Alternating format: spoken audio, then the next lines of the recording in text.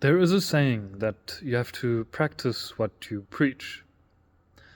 But I have a different philosophy in life, and that is to preach what you practice.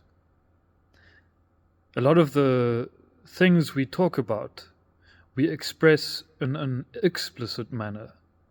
When you want to advertise a product, you actually post something big about it, like a burger that at McDonald's. You put the most beautiful picture there, and you use very inviting words or words that attract people and that make people see explicitly how beautiful this product is. And yet, what they say is not always what really is there. The quality of McDonald's is not necessarily the greatest.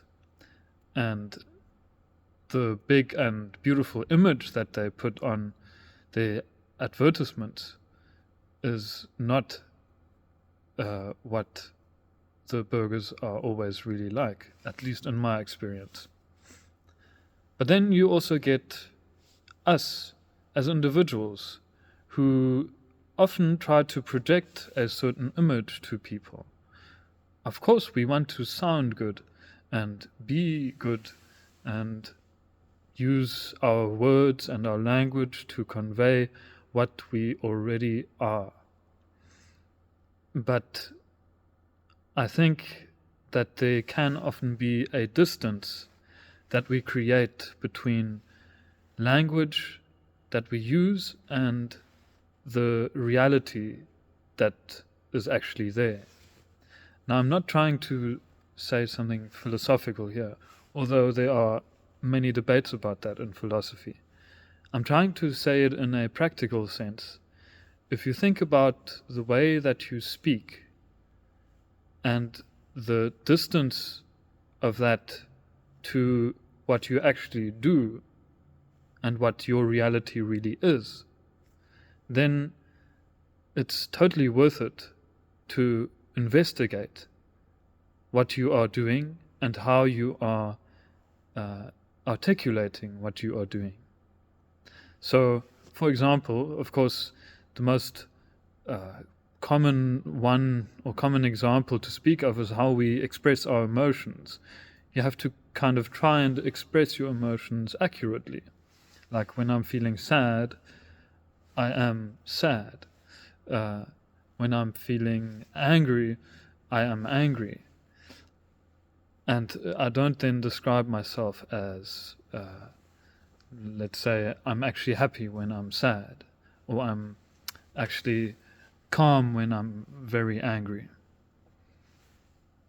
It sounds so simple to say, and yet that is, I think, what a lot of us do, including me. What I've done a lot of times is to say I'm happy when I'm not actually, or to put a smile on my face when deep down I am feeling a lot of turmoil. Of course, in many situations we just sometimes need to repress our feelings, and we need to sort of show a strong charisma. But when you lose touch with that reality that you are feeling and that reality that you have always seen so clearly, then you can start going back to the basics. Start cleaning up your room. Start reading something piece by piece. Listen to music, not only for the sake of listening, but listening to every little note that's playing, letting every little piece of that music influence you, move you.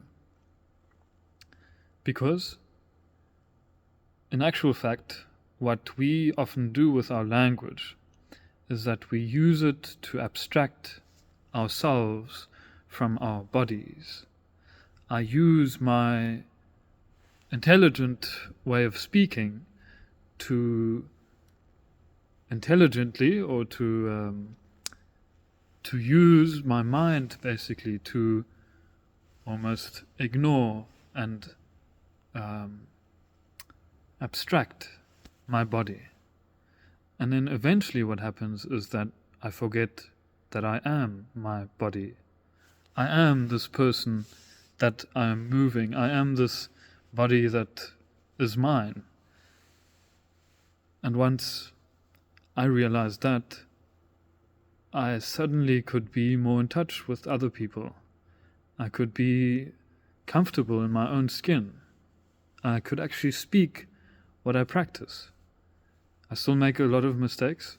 I still talk more than I do sometimes, especially in this video. But the thing is, at least, that the realization of our abstract language, of my abstract language, being an obstacle sometimes to just being, that's a realization that has totally cleared up my mind and allowed me to hope again.